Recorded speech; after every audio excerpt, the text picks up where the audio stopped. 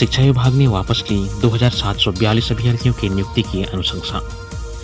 झारखंड प्रारंभिक विद्यालय प्रशिक्षित सहायक आचार्य संयुक्त प्रतियोगिता परीक्षा 2023 के परिणाम पर विवाद बढ़ते जा रहा है।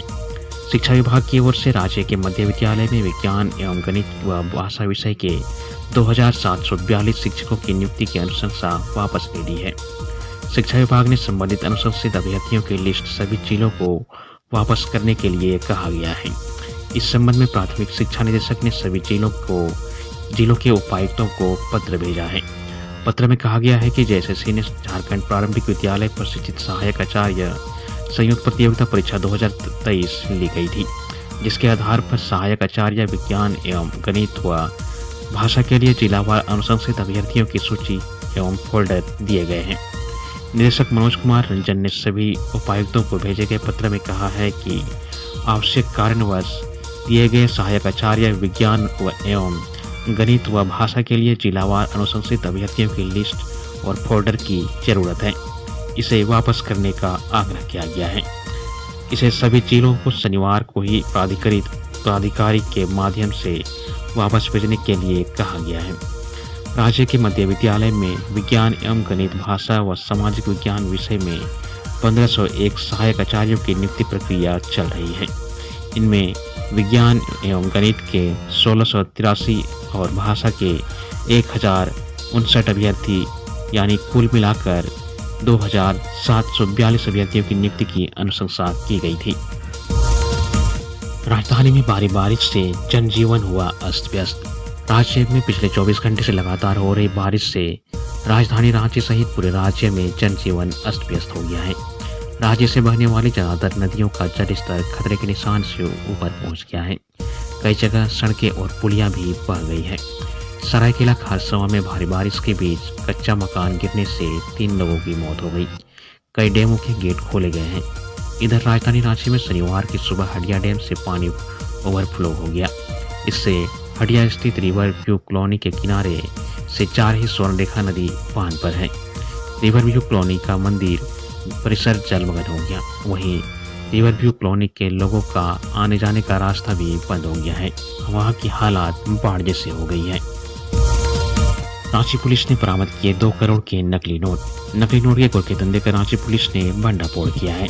पटना से रांची पहुंची चंद्रलोक बस से नकली नोटों का खेप उतार कर गिरोह के 2 सदस्य हुंडई कार में रख रहे थे। इसी दौरान पुलिस ने सुखदेव नगर थाना क्षेत्र के न्यू मार्केट चौक के पास दोनों को गिरफ्तार किया। गिरफ्तार युवक मोहम्मद साबिर उर्फ राजा नूर नगर हरमू का निवासी है।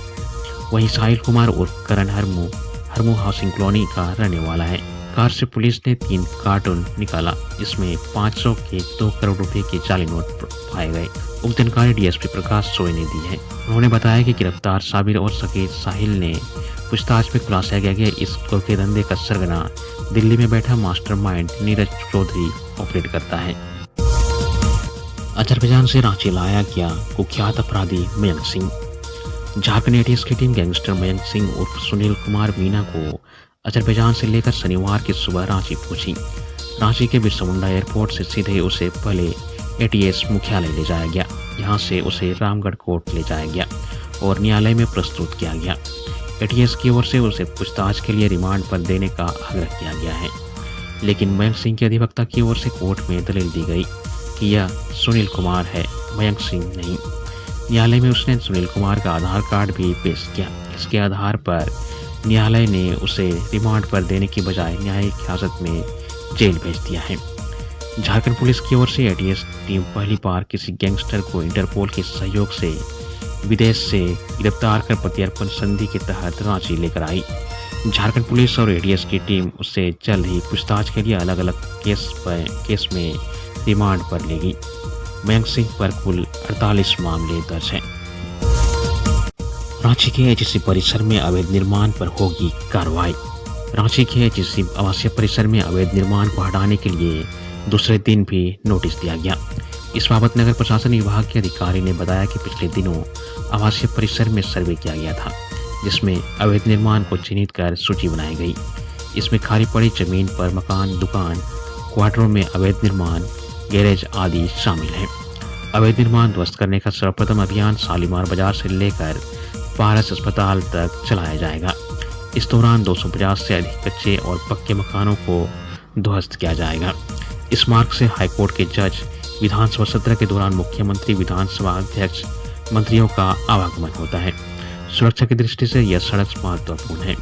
सड़क की दोनों तरफ अवैध निर्माण किया गया है, जिन्हें 7 दिनों की मोहलत दी गई है। इसके बाद अवैध निर्माण को ध्वस्त किया जाएगा। जमशेदपुर में लगातार हो रही बारिश से स्वर्णरेखा व खरकई नदी उफान पर। प्रशासन ने तटीय इलाकों से दूर रहने की दी सलाह। पूर्वी सिंहभूम समेत पूरे कोल्हान में लगातार हो रही बारिश के कारण स्वर्णरेखा और खरकई नदी उफान पर है। दोनों ही नदियां खतरे के निशान से ऊपर बह रही है, जिससे एक बार फिर बाढ़ का खतरा बढ़ गया है। जिला प्रशासन ने लोगों से सतर्क रहने और सुरक्षित स्थानों पर जाने की अपील की है। इधर लगातार बारिश से पूरे शहर में जनजीवन अस्त व्यस्त हो गया है।